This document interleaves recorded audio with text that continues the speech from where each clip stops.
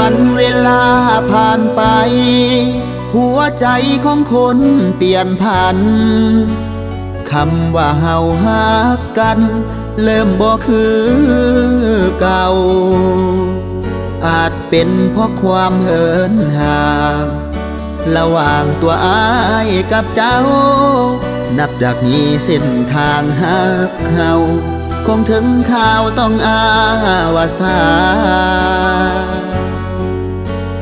ฮักที่เคยแส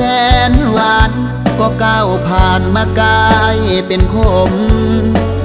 น้องไปหลงคาลม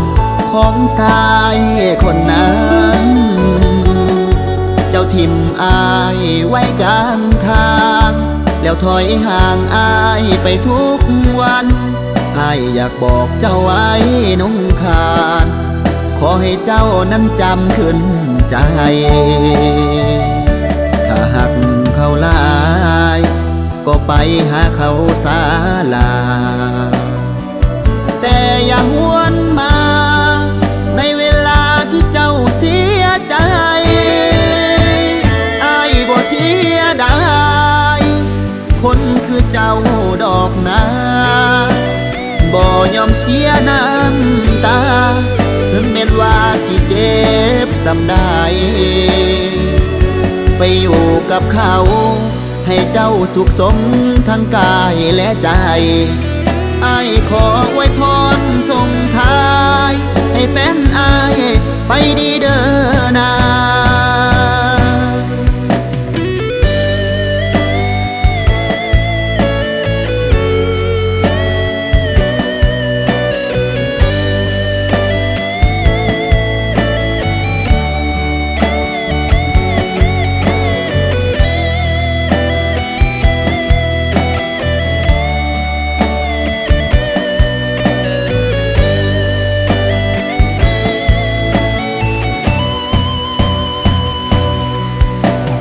วันเวลาผ่านไปใจคนก็เริ่มเปลี่ยนตามเสียดายความดีที่ทำเอาไว้หลายอย่างแต่เจ้าบ่เคยเห็นค่าคุณความดีอ้ายเลยน้อนางความฝันความหวังทุกอย่าง